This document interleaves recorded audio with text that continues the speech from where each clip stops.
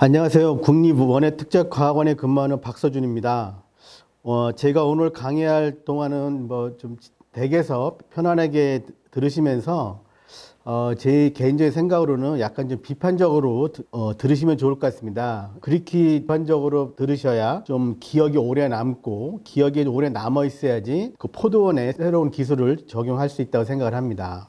오늘 강의 진행 순서는 첫 번째는 우리 재배 현황, 그 다음에 기반 시설, 생각하기, 재배 기술 순으로 진행하도록 하겠습니다.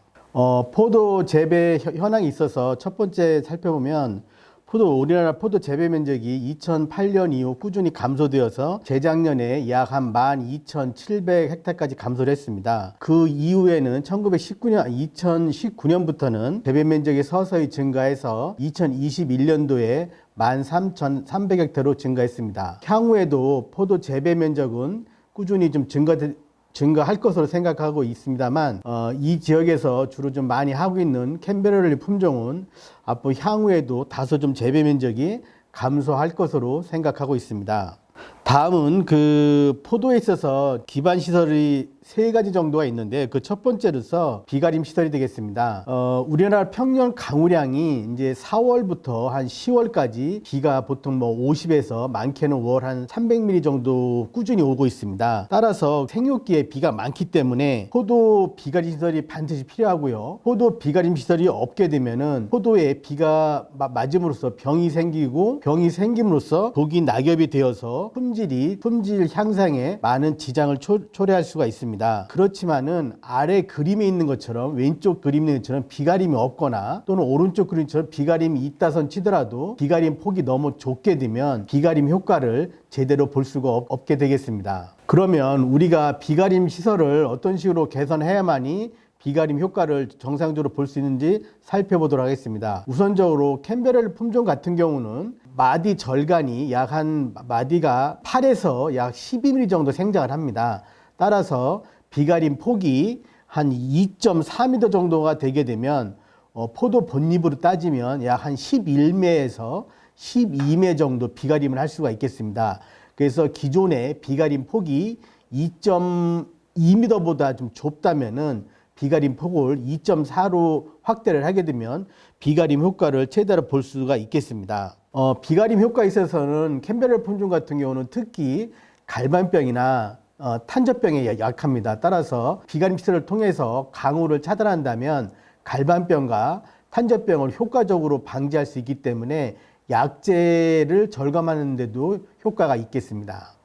다음은 이제 관수 시설이 되겠습니다. 관수 시설은 제가 포도 재배에 있어서 중요하지 않은 기술이 없겠습니다만 제가 특히 강조하는 부분이 관수 시설이 되겠습니다.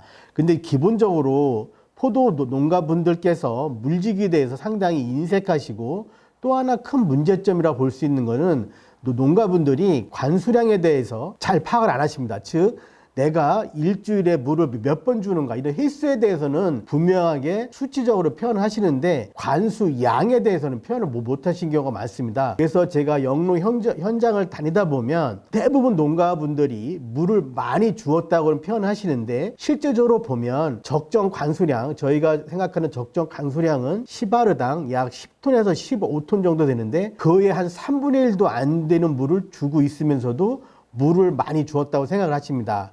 따라서 물을 안 주기 때문에 가장 흔히 나타날 수 있는 것은 맨 사진 오른쪽에 있는 그림처럼 엽수 현상을 흔히 볼 수가 있고요. 또 하나는 성숙기 때는 당이 오르지 않는 현상도 볼 수가 있겠습니다. 그러면 우리가 그 물주기에 있어서 그 관수 시설을 개선하기 위해서는 어떤 게 가장 우선시 되냐면요. 일단 관수 시설은 보면은 크게 점적 관수와 스프링클러가 있겠습니다. 먼저 점적 관수를 살펴보게 되면은 보통 농가에 가서 보면 점적 호수를 땅 표면에 이렇게 깔아놓은 경우를 흔히 볼 수가 있습니다. 그렇게 해놓으면은 물이 떨어지는 것을 볼 수 없기 때문에 이 점적 호수는 맨 오른쪽 사진처럼 지면에서 약 10cm 정도 띄워놓은 게 물 떨어진 걸 효과적으로 볼 수가 있겠고요. 다만 이 지면에서 10cm보다 높은 20cm 이상 띄우게 되면은 물방울에 의해서 흙이 파여서 뿌리가 노출될 수가 있습니다. 따라서 그 지면에서 10cm 정도 띄워서 하시면은 가장 효과적이겠고요.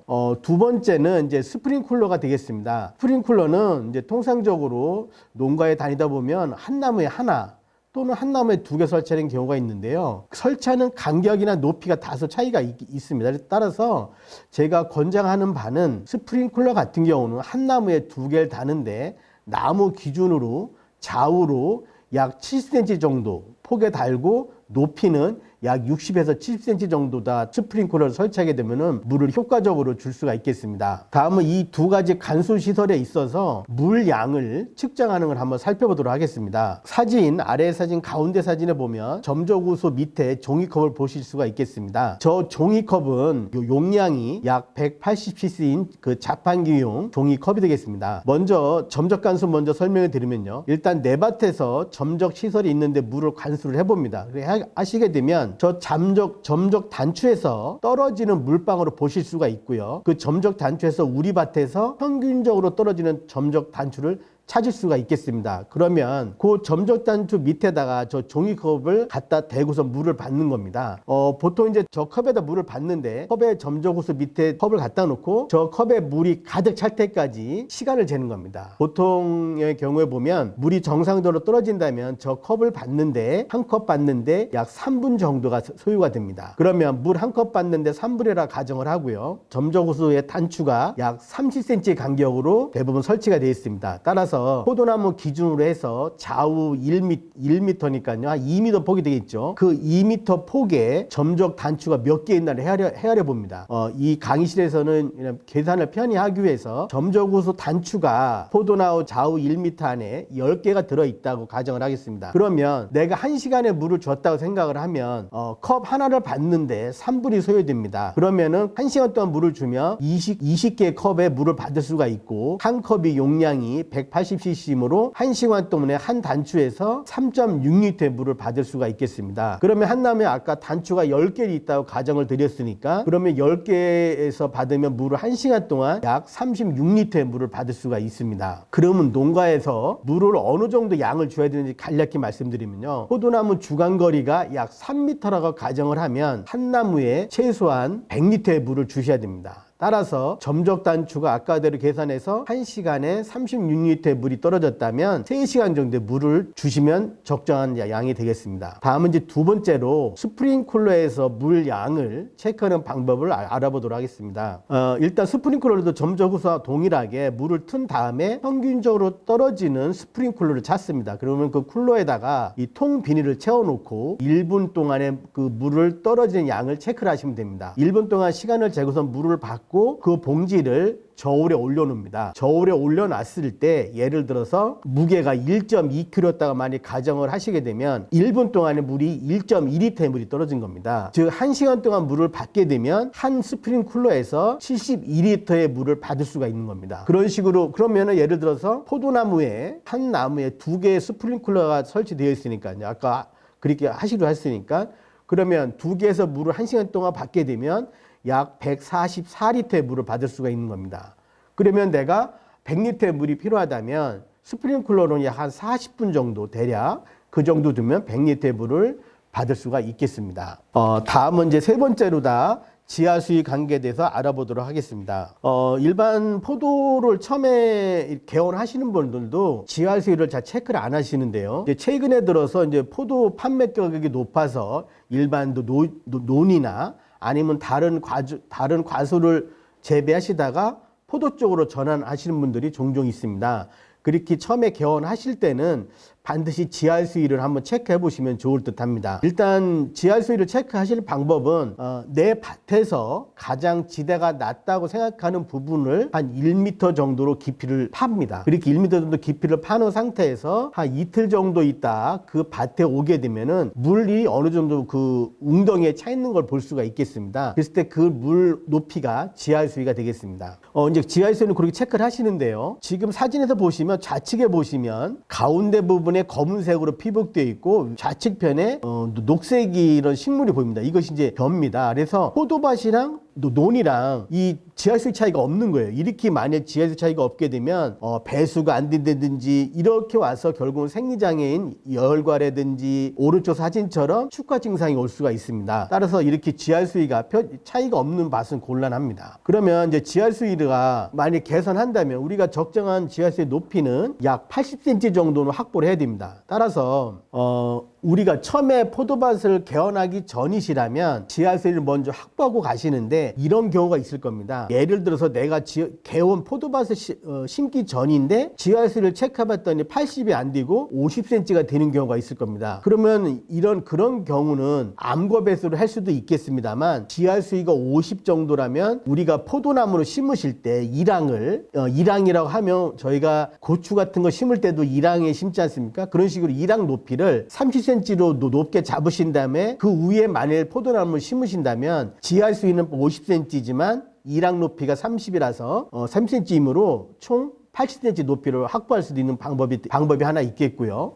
이건 이제 개원하기 전이시고 만일 포도밭을 개원하신 다음이라면은 지하수위가 만일 높다면 80cm가 아니고 그보다 60, 50 높다면은 이거를 낮추기는 쉽지 않습니다.